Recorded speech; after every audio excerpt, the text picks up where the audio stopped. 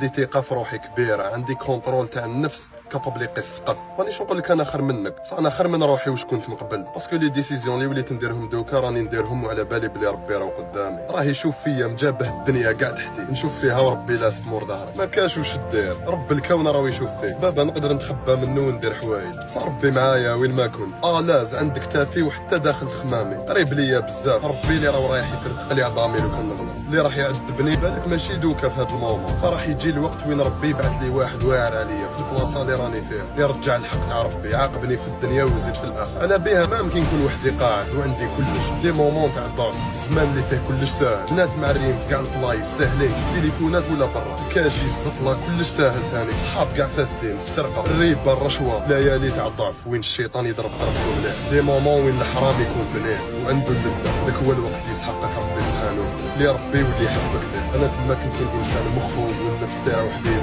باش تكونترولي الدنيا، باش تكونترولي الراي تاع الناس، باش تكونترولي واش راهو يدور قدامك. الحاجه الوحيده اللي تقدر تكونتروليها هي مخك، هي واش راك تخمم، عارف باللي دائما ربي راهو قدامك، لازم تقادروا وتفرحوا في واش راك دير. بين الضعف تاعك مع ربي، يبين لك القوه تاعك مع الناس.